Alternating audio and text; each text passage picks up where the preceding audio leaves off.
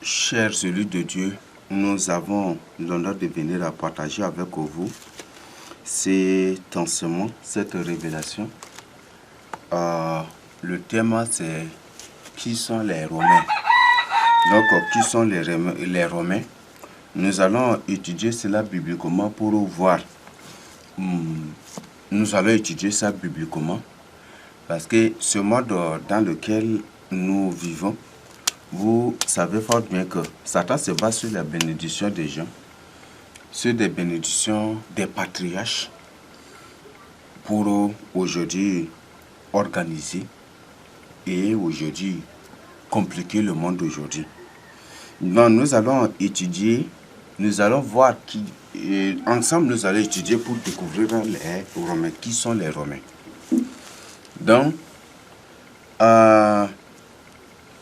la première chose d'abord que nous allons chercher à comprendre ensemble et à voir ensemble, c'est de parler de Japheth. Parce qu'on ne parlera jamais du tout on ne peut jamais du tout parler des Romains sans parler de Japheth. Peut-être beaucoup vont dire que je suis en train de délirer, d'expliquer autre chose. Ce que vous devez comprendre, c'est la Bible qui est vraiment, c'est ça la vraie bibliothèque. Et c'est ça vraiment c'est dans la Bible que tu trouves l'origine de toutes les nations. Il y en a, c'est uniquement. Là, les œuvres ont une encyclopédie ou dictionnaire de ceci qui parle des origines des nations. Ce ne sont rien que des mensonges. Vous savez bien que ce sont des francs-maçons même qui s'engagent à écrire ces choses-là. Mais si toi-même, si le Seigneur Jésus-Christ t'ouvre les yeux sur la Bible pour comprendre la Bible, pour comprendre ce que le Seigneur nous présente dans sa parole, tu vas comprendre automatiquement comment le monde fonctionne et comment aussi les nations, que vous allez découvrir vraiment l'origine des nations. Donc, n'oubliez jamais du tout cela. Et c'est ce que je vais partager avec vous. Donc, premièrement, nous avons le Japheth. Dans Genèse 9, quand Noé avait maudit Cham, il a profité carrément pour bénir Sem et pour bénir aussi Japheth. Il a maudit Cham. Parfois on a dit qu'en Cham c'est la même chose parce qu'en phonétique c'est la même chose aussi. Donc il a béni Japheth. J'ai déjà partagé avec vous la bénédiction des fils des trois fils de Noé ou des fils de Noé. Ils ne sont que trois aussi. Donc, j'ai déjà partagé ça avec vous. Mais maintenant, nous allons prendre uniquement, je vais présenter uniquement la bénédiction de Japheth. Donc, dans Genèse 9, verset 27, qu'est-ce que Noé dit? Que Dieu étende les possessions de Japheth et qu'il habite dans les tentes de Sem et que Canaan soit leur esclave. Donc, que Dieu étende les possessions de Japheth. Il s'agit de la colonisation, de la conquête des nations. Il s'agit de la conquête des nations, de la colonisation des nations. Et c'est ça que le Seigneur parle. Donc, il dit que Dieu étende les possessions de Japheth. Qu'il habite dans les tentes de Sem. Habite dans les tentes de Sem. Vous voyez, donc c'est pour dire que même dans l'affaire sémite des trucs là, Japheth est là. C'est ça, vous voyez ça, évidemment, vous le comprenez déjà aussi. Et que Canaan soit l'esclave. Donc Canaan, et ce qui fait qu'aujourd'hui, l'islam est l'esclave de Japheth. L'islam est l'esclave de Japheth. C'est ça ce que vous devez comprendre. Japheth a eu la postérité. Par exemple, si vous lisez par exemple Genèse 10, on nous présente la postérité de Japheth. Les fils de Japheth furent Gomer qui est Allemagne, Magog qui est Maghreb, Madai qui est Madrid, Javan qui est la Grèce, Tubal qui est Dubaï, Méchec qui est Moscou et puis Tiras qui est partout aussi composé d'une partie de l'Iran. Donc sont là les fils de Japheth. Mais les Iraniens sont un peuple mélangé. C'est un peuple mélangé. Il y a des juifs iraniens aussi. D'ailleurs, même j'ai présenté avec vous l'Iran et Téhéran dans la Bible. Donc, je vous renvoie vraiment à cette publication-là pour bien comprendre ce que je viens et ce que je vous explique. Après, on dit, les fils de Gomer, c'est Askenaz. Askenaz, aujourd'hui, ça nous renvoie à Afghanistan aussi. Rifa, nous avons Togarma. Togarma, il y a une partie qui s'est retrouvée au Tokyo, Togo et partout aussi. J'ai déjà partagé ces choses-là avec vous. Les fils de Japhan furent Elisha, qui nous renvoie à Élysée, ou le champ d'Élysée, présidence de la France. Il y a Tarsis, il y a Kitim qui est aujourd'hui représenté par Chypre, même Tarsis aussi. Une partie se trouve aussi en Angleterre. Vous voyez ça. Vous voyez ça. Et Dodaïm, or, dans un chronique, on dit c'est Rodaïm qui nous renvoie à Rhodésie, et Rhodésie qui est devenu aujourd'hui Rwanda. Donc, vous voyez, ça, ceux de Rwanda sont en majorité aussi. Soit majorité. D'ailleurs, même ils vous ont bien dit, n'est-ce pas, qu'au Rwanda, il n'y a que deux peuples, non? Il y a le Tutsi et puis Tutsi où il est. Et les autres, un groupe, ce sont les Bantous, donc ce sont les Juifs, et autres, ce ne sont pas des Juifs. Et ce qui fait qu'après, ça a créé la guerre. Les catholiques ont fait comme ça pour... Vatican a fait, les confréries catholiques ont fait comme ça pour qu'il y ait cette guerre civile, où c'est une guerre ethnique pour que le catholicisme domine vraiment, prenne contrôle de cela. Et d'ailleurs, même comme c'est un pays japhétite, c'est ça, japhétite, c'est le catholicisme, donc c'est tout à fait, c'est ce qui fait qu'aujourd'hui le Rwanda c'est comme on dirait, c'est un premier pays catholique, même au monde comme ça aussi. Donc c'est ça. Donc, on nous présente ici, fils de Javan. Et le verset 5 dit, c'est par eux qu'ont été peuplées les îles des nations selon leur terre, selon la langue de chacun, selon leur famille et selon leur nation. Donc, à travers cela, on nous donne comme information que la plupart des habitants des îles, qui sont sur des îles, qui habitent les îles partout, ce sont des fils de Japheth. Ce n'est pas moi qui l'invente, mais c'est ce que j'ai déjà partagé. C'est ça, c'est la Bible que je vous présente ici. Donc, mais par la suite, à l'impérialisme, à la traite négrière, ils ont pris les Bantous, les fils de Jacob, les vrais Juifs, ils les ont déportés en esclavage en Océanie, en Inde, en Chine, en Asie en général, en Amérique, au Canada, ou en Europe, et même aussi en Angleterre. Ils sont là beaucoup. J'ai déjà partagé. Par exemple, prenez la langue française, vous trouvez que cette langue est composée en majorité des langues sar, des langues bantoues, des langues sar. Tu vas trouver beaucoup, dans la majorité des cas, des mots sar. Donc, je ne sais pas si, par exemple, seulement que ce n'est pas vraiment le sujet, mais si vous voulez, je vais vous présenter les mots français qui ne sont rien que des mots sar. Des mots français qui ne sont rien que des mots sar.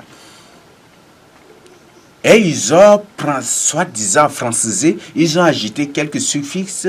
Bon, c'est pas des suffixes, mais c'est la prononciation. Certains là, ils ont ajouté quelques suffixes seulement pour que ça donne tel verbe, et puis c'est ça. Et certains aussi, et certains, c'est juste l'intonation, c'est juste la voix ou la prononciation qui change seulement. Et c'est ça. Mais c'est des mots purement sar. Même l'anglais, il y a beaucoup de mots anglais qui ne sont rien que des mots sar, mes frères et sœurs. La plupart des mots anglais, ce sont des mots sar, purement sar. Et tu vas trouver aussi, par exemple, ici au Tchad, la langue Swahili, n'est-ce pas? Swahili, ou l'arabe local ici au Tchad. Vous allez trouver ça aussi, cette langue-là, dans la langue anglaise. Par exemple, là, je prends seulement l'exemple de Swahili, la langue arabe locale. En arabe local, c'est why. En anglais, why la E qui est devenue one, vous voyez. En anglais, si c'est six, n'est-ce pas? Or, en arabe, c'est cité. Seven, saba. Et vous trouvez, c'est la même chose seulement. Et là, il y a beaucoup d'autres exemples. Donc, il y a beaucoup de mots que j'avais recensés. J'avais pris et puis pour étudier. Et j'ai trouvé que c'est J'ai trouvé que c'est de beau pyrovaciale.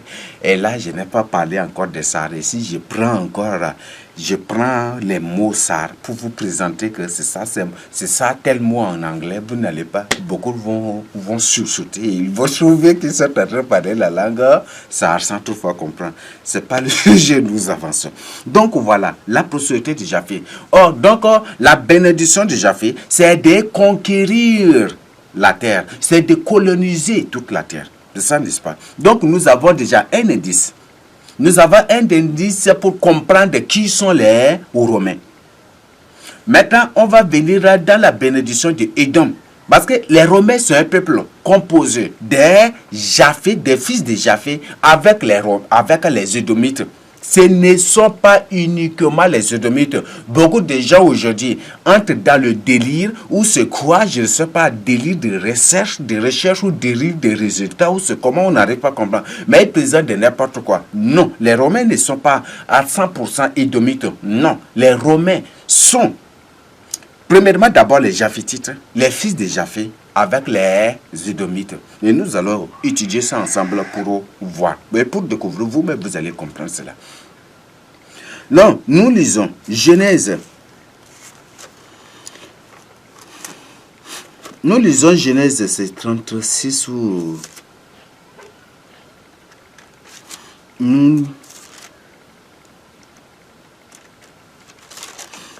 Genèse 27. 27, verset 30, vous savez, le Genèse 27 et verset 30, vous voyez ça, c'est bien quand même. Nous lisons, Isaac avait fini de bénir Jacob, et Jacob avait à peine quitté son père Isaac, qu'Ésaü, son frère, revint de la chasse. Vous voyez ça. Laissez-moi vous révéler quelque chose. Dans la Bible, les plus grands chasseurs, les grands chasseurs sont tous des ennemis de Dieu. Nimrod, c'est un grand chasseur. Il est devenu ennemi de Dieu. Édom, chasseur, ennemi de Dieu. Et c'est là qui étaient des grands chasseurs dans la Bible, on trouve que ce sont des grands ennemis de Dieu. Ils finissent toujours. Vous voyez ça, vous comprenez ça, n'est-ce pas? Donc, voilà comprendre. Dès même, en étudiant seulement ce qui est l'origine même de Ésaü, on trouve que Ésaü n'est pas un humain normal. Comment deux noirs se marient et ils mettent au monde un homme, un roux, une personne rousse, un homme roux, ou un enfant roux, ou une personne blanche? Est-ce que ça c'est? Par exemple, vous êtes des noirs, vous vous mariez, et vous mettez un enfant blanc. Comment vous trouvez? Ça, il y a un problème, n'est-ce pas? Donc, Ésaü n'est pas un humain normal. D'ailleurs, la Bible dit qu'il était complètement couvert de poils, mes frères. C'est pour dire c'est un singe, c'est un gorille. Peut-être que c'est l'histoire d'Ésaü là qui sont en train de présenter comme l'homme et le descendant de singe. Ça va être ça seulement. Parce qu'il était sorti complètement roux, avec des poils partout, son visage partout. C'est un singe, c'est un animal carrément. Et peut-être c'est sur ça là que ces démos vous présentent que voilà, l'homme est le fruit de l'évolution, l'homme est le descendant des singes. Parce que Ésaü était né comme un singe, il était né singe. Il marchait à quatre pattes.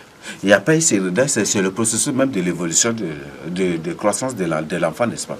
Il marchait à quatre pattes, n'est-ce pas? Et après, il apprenait à marcher. C'est ça, n'est-ce pas? Donc, l'évolution de ce singe Édom, Ésaü, là, et après, il s'est redressé. Et après, là, et ces poils-là sont singes. Les poils d'Ésaü, là, à force, maintenant, se sont enlevés des trucs. Et maintenant, et après, Ésaü est devenu quand même un petit humain. Et il est devenu quand même à moitié humain. Parce que tout son corps était velu. Et c'est ça. Mais les voiles, les poils de son corps, tout cela, là, il était... À part la suite, il s'était enlevé. Et c'est ça. Donc, Ésaü, c'est une semence de Satan. C'est pas une semence normale. Ésaü, c'est une semence de Satan. Vous voyez ça. Ésaü, c'est une semence de Satan. Donc, là, vous voyez ça. Veuillez m'excuser si je ne vous présente pas la bénédiction de Jacob, que vous me pardonnez, mais je vais vous présenter. Je ne vous présente parce que, comme notre thème, c'est qui sont les Romains. Nous sommes là pour étudier, pour connaître qui sont les Romains. Donc, c'est ce que je partage avec vous. Donc, Ésaü. On dit que le nom d'Ésaü, c'est Édom. C'est ça, n'est-ce pas? Si vous lisez même Ésaü, vous allez trouver. Le nom d'Ésaü, c'est Édom. Édom, c'est un nom purement sar, mes frères et sœurs. C'est un nom purement sar. Édom, là, c'est un nom sera et c'est un nom purement sar.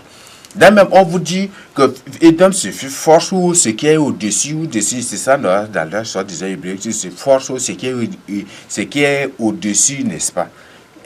C'est ça, n'est-ce pas? Au revoir, je vais vous présenter aussi saroisement si Édom n'est pas un nom purement sale. Édom en sar, on dit idomte. Donc c'est une personne qui est au-dessus. C'est une personne qui est au-dessus, qui se trouve peut-être comme, même là, idomte, c'est une personne qui est au-dessus, c'est une personne qui est élevée. D'ailleurs, quand on parle idomte, ça nous renvoie, ça a aussi pour synonyme, c'est une personne qui est au-dessus de toi. Donc ça nous renvoie aussi à un synonyme qui est quoi? Grand frère. C'est aussi, ça nous renvoie aussi au grand frère. Donc idomte, c'est un mot aussi ça, qui signifie aussi, qui nous renvoie, qui a aussi pour synonyme grand frère. Donc, au grand frère, c'est ça. Non, idomte, et quand vous trouvez, même le territoire d'Édom se trouve au nord, n'est-ce pas? Se trouve au nord, c'est au-dessus d'Israël, n'est-ce pas?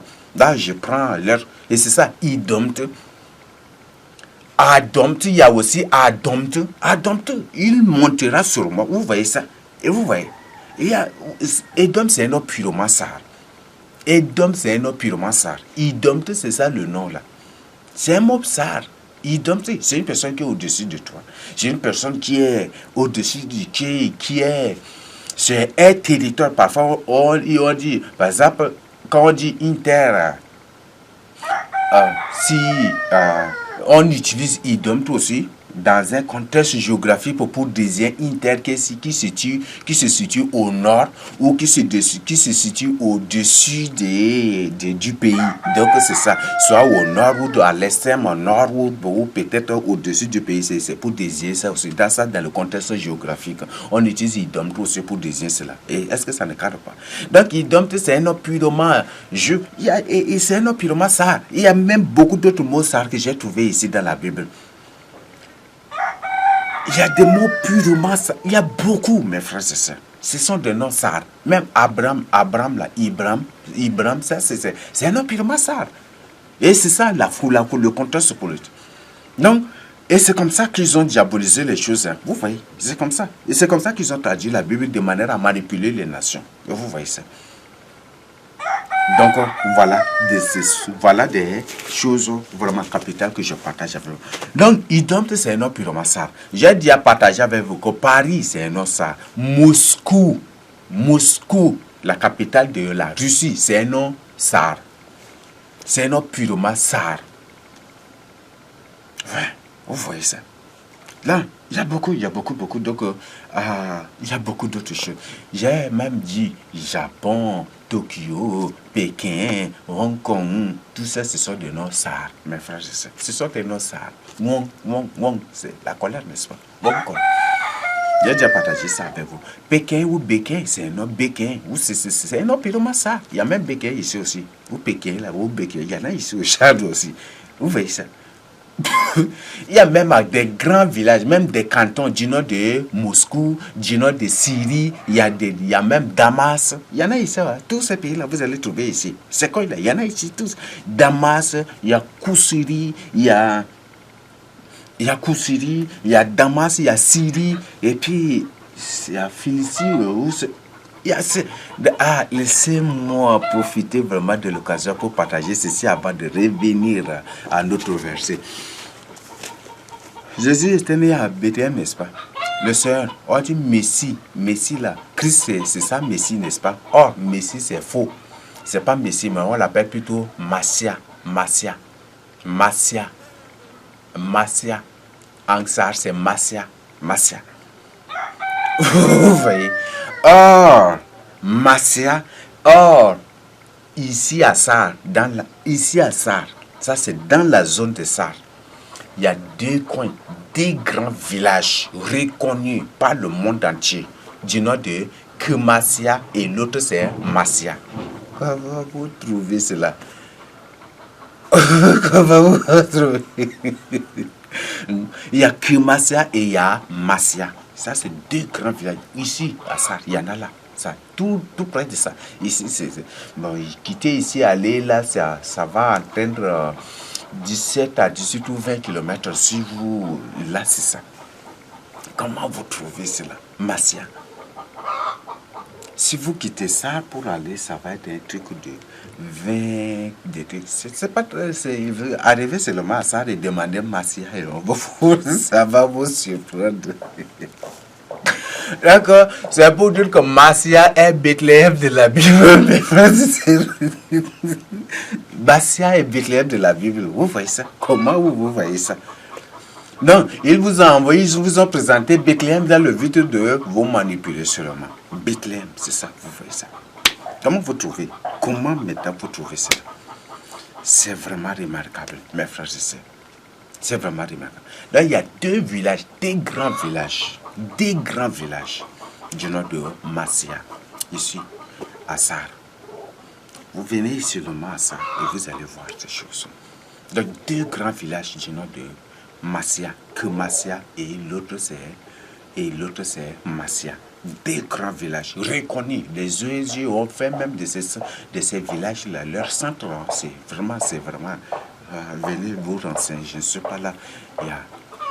Il y a Masia aussi. Et si vous voyez ça, comment vous trouvez cela? Masia. Et c'est ça. C'est Masia là qui disent qu'ils appellent Massi ou Messie aujourd'hui. Parce que c'est ça là. Il y en a ici à ça. Venez seulement, venez. Si vous êtes peut-être aussi, de prier, si le Seigneur vous accorde sa grâce, vous pouvez venir vérifier. J'ai déjà partagé avec vous. J'ai déjà partagé avec vous. Car ici, même là, dans la zone de Sar, là, le sacrifice des animaux là, continue dans certains coins. Ça continue encore. Vous voyez ça? Comment vous trouvez? C'est Masia là, ou Masia là. C'est ça que dans leur soi-disant langue juive, Dieu moyen, ils appellent Machia là. C'est ça. C'est Masia là qui s'appelle Machia. Il y a là ici, à Sar. Il y a là ici, il se répète. Comment vous trouvez cela? C'est vraiment remarquable. Je vous informe, les noms tels que Jéhovah, Elohim, Jéhovah Jireh, El Shaddai, ce sont des noms de démons. Ne prononçez point du tout ces noms-là et ne priez point du tout par ces noms. Ce sont des noms de démons. Ce sont les noms des démons. Le vrai nom de Dieu.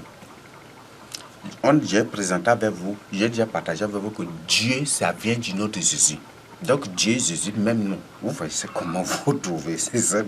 Et le Seigneur dit, c'est lui qui m'a vu a vu le Père. Et c'est du nom de Jésus qu'est sorti le nom de Dieu. Comment vous trouvez cela? Vous voyez.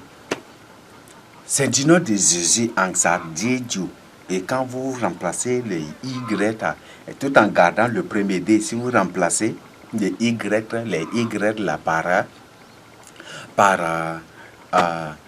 les J là, vous remplacez par Y de leur soi-disant alphabet hébreu, vous allez trouver Dieu. C'est ça, non? Dieu. Et c'est de ça qu'est sorti Dieu. Et c'est ça qui est sorti Dieu. Donc c'est du nom de Jésus qu'est sorti le nom de Dieu. Comment est-ce que ça ne confirme pas ce que c'est ça Dieu? Celui qui m'a vu a vu le Père, n'est-ce pas? Je suis dans le Père. Donc c'est pour dire que du nom de Jésus qu'est sorti le nom de Dieu. Que ça sorti le nom de Dieu. Comment vous trouvez cela? Il y a beaucoup de choses. Maintenant, donc, ça, vous comprenez déjà des choses, n'est-ce pas? Maintenant, on vient on vient par exemple. Bon, il y a beaucoup de coins bibliques. Parce que les coins bibliques sont ici au Tchad, à Sahara et au Tchad. J'ai déjà partagé avec vous que même la loi de sabbat est imposée. En 2012, ils ont décidé que le sabbat doit être obligatoire. Que ça, c'est un samedi. Ils disent que le samedi, personne ne doit travailler. Personne ne doit, aucune boutique, aucun magasin et aucun marché ne doit être ouvert. même atelier, ceci, tout doit être fermé. Atelier de soudure, ou de menuiserie, ou de ceci, tout doit être fermé. Et que dans les hôpitaux, c'est quelques services seulement. Et ça, c'est une loi décidée par le gouverneur, par la mairie. C'est une loi qui est décidée ici. Donc, là, depuis là, il y avait beaucoup d'arrestations. Les musulmans ne pouvaient même pas supporter. Alors, les musulmans se sont mis à bouder. Ils se sont mis à bouder et ils ont manifesté. Et ils ont manifesté jusqu'à ce que les autorités locales, ou c'est national, les autorités locales se voyaient, c'était vu vraiment dans l'obligation de revoir la loi. Et c'est comme ça qu'après, ils ont permis, ils ont dit qu'après, ils ont fait sortir une autre version que voilà, que si c'est ça, il faut que du matin jusqu'à 10h, toutes les boutiques, tous les ateliers, tous les lieux doivent être hermétiquement fermés. Et même, ça doit être hermétiquement fermé.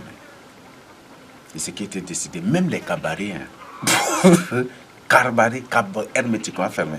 Et là, demandez aux buveurs peut-être des bilibili, entre-temps, là, comment on les chicotait. Il y a ceux qui se cachaient pour révéler. Quand les militaires les trouvaient, les chicotes, vous pouvez renseigner, il va vous expliquer des choses. Il y a même des boutiquiers qui ont été bien chicotés et amendés. Il y a certains même qui étaient emprisonnés. À quoi ça? Est-ce que vous trouvez cela dans cette école? Ça, c'est une document, ça, n'est-ce pas? Et c'est des SAR ici que cette loi s'est répandue partout au Tchad. Des SAR, après, c'est directement tombé sur Mundou aussi, sur Kumbra, sur Mundou, et après, c'est N'Djamena, et partout, et c'est répandu partout. Et je ne sais pas si peut-être il y avait beaucoup de manifestations par corruption, ou je ne sais pas si cette loi est abolie en ces derniers temps, je ne sais pas. Vous voyez ça. Bon, nous avançons. Donc, Edom, c'est un autre pyromane SAR. Donc, Edom, c'est Idomte, une personne qui est au-dessus de toi, ton grand frère.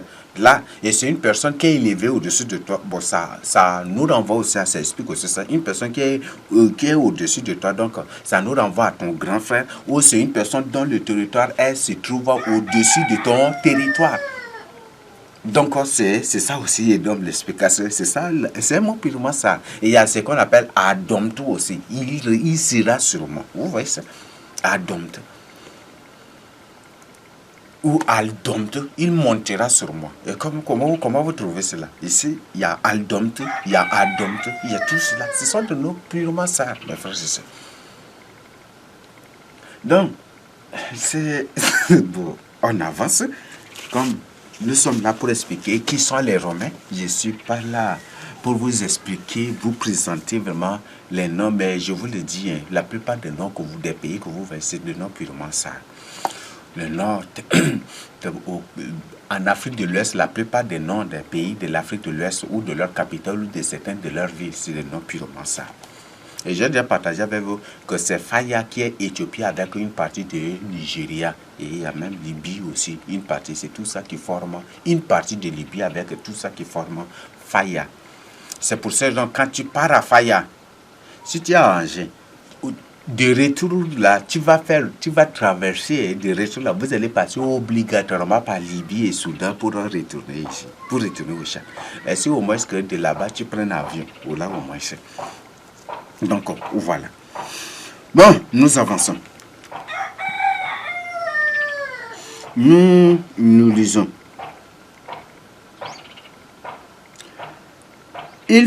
Le verset 31, ça c'est Genèse 27, on a en train de lire le Genèse 27. J'ai déjà lu le verset 30, verset 31 maintenant. Il fit aussi un main qu'il porta à son père, et il dit à son père, que mon père se lève et mange du jubé de son fils, afin que ton âme me bénisse. Donc j'ai déjà expliqué que les grands sacheurs dans la Bible, ce sont des ennemis de Dieu. Donc les grands chasseurs dans la Bible, ce sont des ennemis de Dieu. Nous avons Nimrod aussi, le premier grand chasseur. Nous avons Nimrod, nous avons aussi, et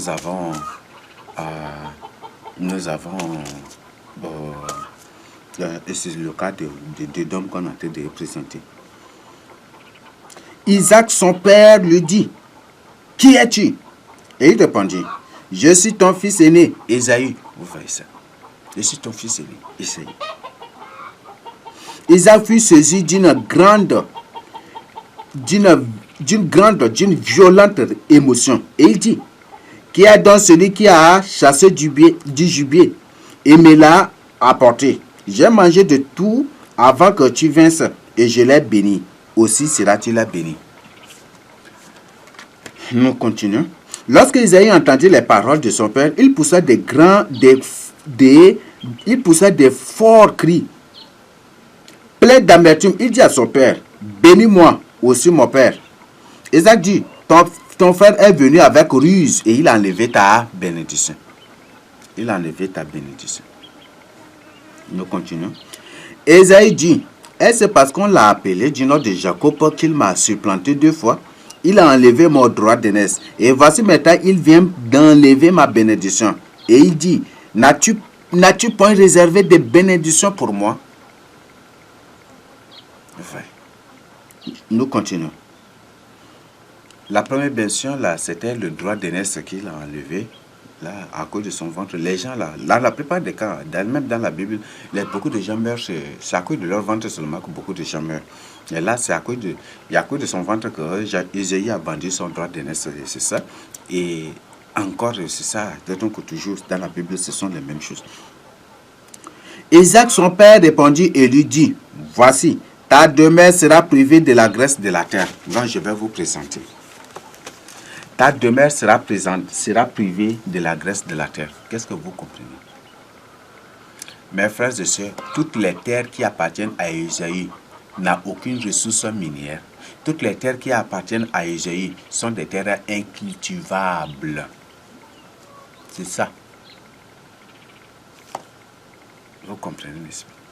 Ce sont des terres incultivables et ce sont des terres qui n'ont point du tout, qui n'ont aucune goutte même, ou une cuillerée de pétrole là. Il n'y a pas sous ces terres-là. Ou de ressources minières, de ressources pétrolières, tout cela, ça n'existe pas dans ces terres. Est-ce que ce n'est pas ça qui vit l'Europe, l'Amérique et même l'Asie aussi? Est-ce que ce n'est pas ça? Vous voyez, il y a même le Japon, une partie du Japon même aussi. Corée, si. Est-ce que ce n'est pas ça? Réveillez-vous pour votre salut. Et c'est comme ça qu'ils viennent toujours, c'est l'Afrique. Et ils ont eux-mêmes, avec un Français qui lui-même a dit clairement, ouvertement, que c'est le Tchad qui est la première puissance mondiale. La première puissance au monde, c'est le Tchad. Tout ça existe au Tchad ici. Vous allez tout trouver, toutes les ressources, toutes les richesses, vous allez trouver ici au Tchad. Mais c'est Edom et Japheth et les démons qui eux-mêmes, qui détruisent, qui ne veulent pas que les fils de Jacob prospèrent et avancent. Et d'ailleurs même beaucoup ceux-là aussi, ce sont même nos frères là qui ont été déportés en esclavage et qui sont dans la franc-maçonnerie, c'est eux-mêmes là qui ne veulent pas aussi que l'Afrique subsaharienne, qui est le vrai Israël, se développe. Et c'est ça aussi ce qu'il faut. Réveillez-vous. Ce que vous faites là, le Seigneur ne vous laissera pas du tout impuni. Et ce qui vous attend après la mort, c'est terrible. Donc répentez-vous avant qu'il ne soit tout. Nous avançons. Isaac répondit et dit à Isaïe, voici, je l'ai établi ton maître, et je l'ai donné tous ses frères pour serviteurs. Je l'ai pourvu de blé et de vin. Vous voyez ça, c'est la bénédiction de l'Afrique, l'agriculture, tout cela, c'est l'Afrique, la bénédiction de l'Afrique. Que puis-je donc faire pour toi, mon fils? Donc il y a l'autre partie de bénédiction de l'Afrique aussi, qui est le vrai Israël. Vous allez trouver aussi dans la bénédiction de Jacob, mais comme je n'ai pas lu, je suis en train de vous lire juste celle d'Ésaïe. Et Ésaïe éleva la voix et pleura. Isaac, son père, répondit et lui dit, voici, ta demeure sera privée de la graisse de la terre et de la rosée du ciel d'en haut. Tu vivras de ton épée. Retenez bien ce mot. Et tu seras asservi à ton serviteur. Tu seras asservi à ton frère. Mais en errant librement ça et là, retenez bien ça aussi, tu briseras son joug de dessus ton cou. Et retenez bien aussi cela. Donc vous comprenez déjà, n'est-ce pas? Isaïe Ésaü est privé. Sa terre, c'est une terre incultivable, une terre qui ne possède aucune ressource minière. Alors Ésaü ne vivra que de l'épée. Ce qui fait que pendant le millénaire, Ésaü n'existera plus. Ésaü ne sera plus une nation. Il n'existera plus aussi. Ils seront détruits. Ils deviendront des esclaves. Donc ces Japhétites qui se sont mélangés avec Ésaü, c'est eux qui seront des esclaves. Qui seront des esclaves des fils de Jacob des Africains. C'est eux qui seront des esclaves des Africains. Ça. Et ça, c'est pas moi qui l'invente, mais c'est la Bible. Donc, quand on parle l'épée, c'est le fer, n'est-ce pas? Donc, l'épée, c'est le fer.